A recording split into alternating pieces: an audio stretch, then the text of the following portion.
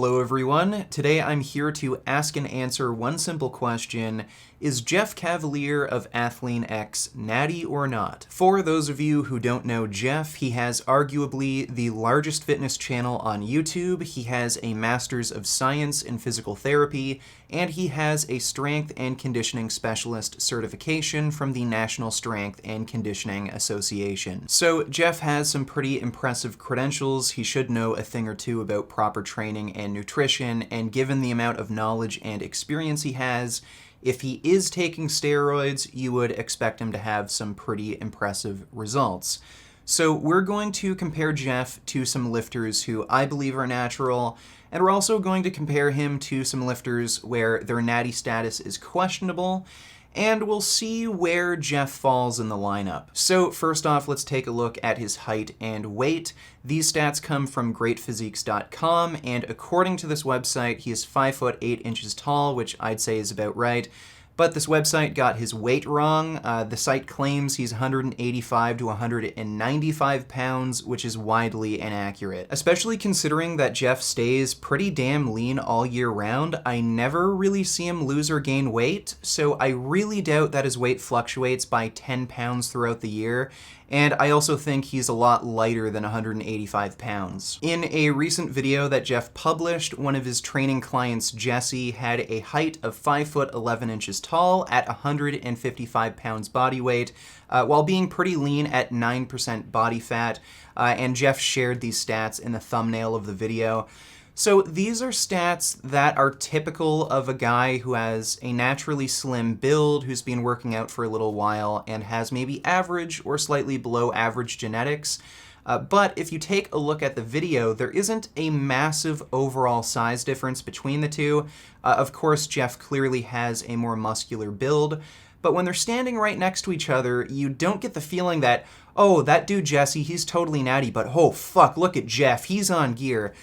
No, Jeff just looks like he's been lifting longer than Jesse, which is in fact the case. I don't get the feeling that Jeff would have to have taken steroids to be that much bigger than Jesse. So I think Jeff might only be 5, maybe 10 pounds heavier than his client Jesse, and you do have to keep in mind his client Jesse is 3 inches taller than him, so that will affect the weight difference. So this is only an estimate, but I think he's only about 10 pounds heavier than Jesse, and Jesse's 155, so Jeff is around 165. Now, at 5 foot 8 inches tall, 165 pounds, that doesn't sound like a guy who's taking steroids. Also, for comparison, take a look at Igor from Vitruvian Physique. I think it's pretty obvious that Vitruvian Physique is natural, and in this video, I think Igor is around 175, 180 pounds, but this is at 6 feet tall. And he has about the same amount of muscularity on his frame as Jeff, although he's not quite as lean. So again, there's just no way that Jeff Cavaliere is around 185 pounds when there are people who are much taller than him and who are just as muscular who are around that body weight. Also, comparing Jeff to someone who's around his height, here's a photo of Chris Jones, who at 5 foot 7 inches tall is 175 pounds and shredded for a bodybuilding competition in this photo. So he's only 1 inch shorter than Jeff, but he's clearly much more muscular. So I think it's safe to say that Jeff is about 10 pounds lighter in this photo comparison, putting him again at around 165 pounds.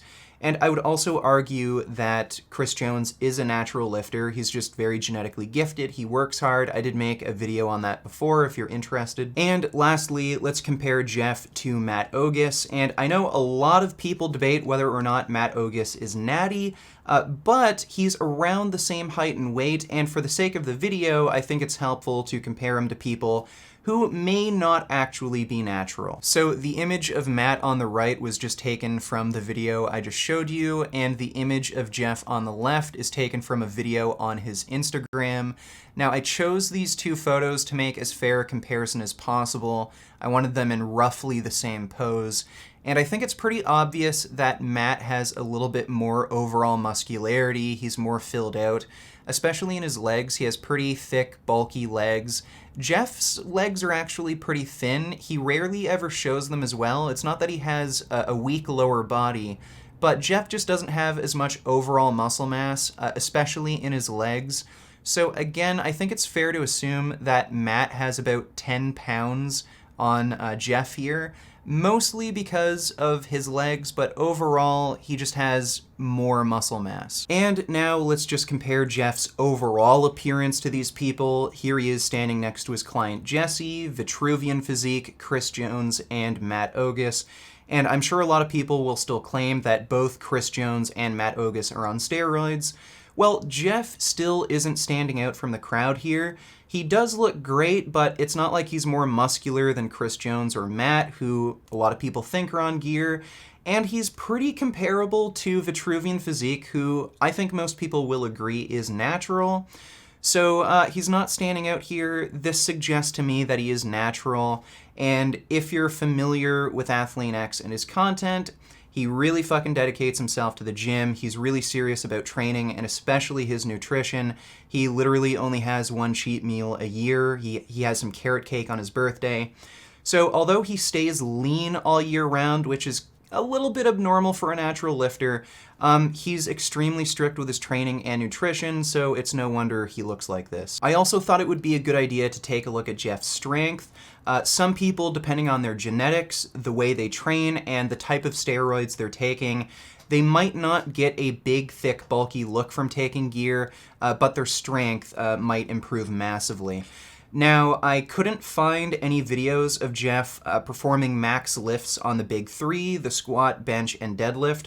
I did find a video where he was doing touch-and-go deadlifts with 495 pounds. Now, he's not using the best form here. He did bounce it off the floor for the second rep, but for a guy who weighs around 165 pounds, that's still pretty damn impressive.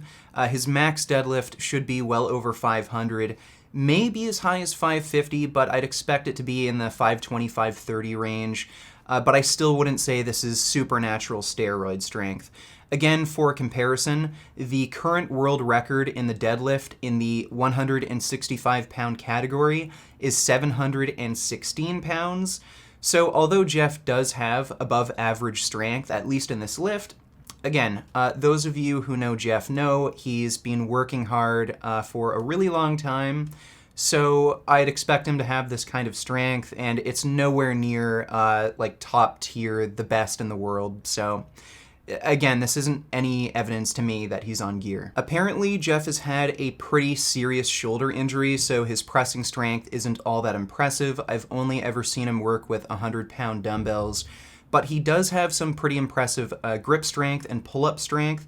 He was able to basically do monkey bars with an extra 45 pounds hanging from his neck plus chains, and he was able to perform 2 chin-ups with an extra 135 pounds around his waist. This isn't anything unheard of, but it is still pretty damn impressive. I'd say it's less impressive than his deadlift because he does have a pretty low body weight to begin with, so relatively speaking, he's not pulling as much weight as somebody who's heavier, but it's still very impressive nonetheless. But at the same time, I have seen natural lifters perform similar feats of strength, so again, this doesn't really set off any alarm bells for me. And last thing I wanted to address is Jeff's age. He's 43 years old, and I know some people will say, okay, well, maybe Jeff's overall appearance, his size and strength, isn't all that amazing for a younger guy, but considering his age, well, maybe he's gone on testosterone replacement therapy, which means he wouldn't be natural. Well, Jeff actually did a video on this topic, and I'll just let him explain and give his opinion. What's up, guys? Jeff Cavaliere, ATHLEAN-X.com. We got a controversial one here for you today. And the fact of the matter is this, I'm gonna make the statement right off the bat. You cannot build muscle over the age of 35 unless you're on TRT, which is testosterone replacement therapy, or as some would call it, hormone replacement therapy.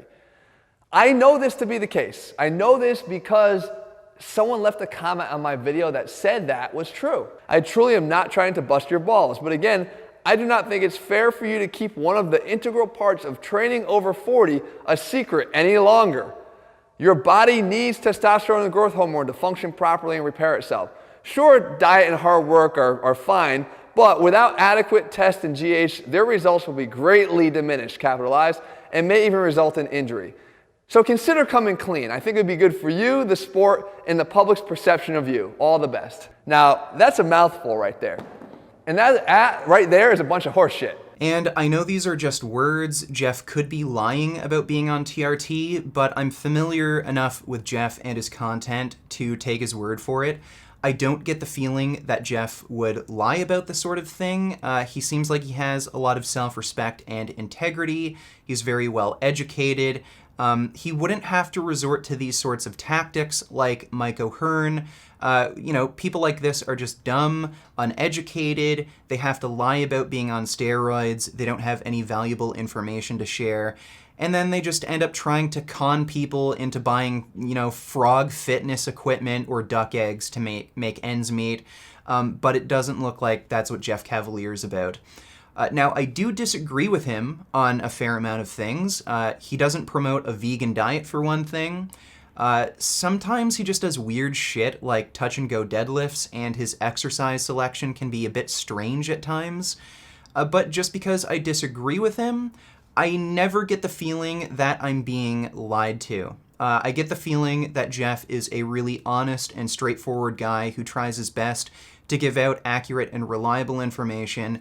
And for that reason, I think Jeff is natty. But tell me what you think in the comments section down below. Do you think Jeff Cavaliere is natty or not? And if you like this video, maybe consider supporting me on Patreon. I have some funding perks you may find interesting. If you're looking for clothing, then check out the Vegan Gain store.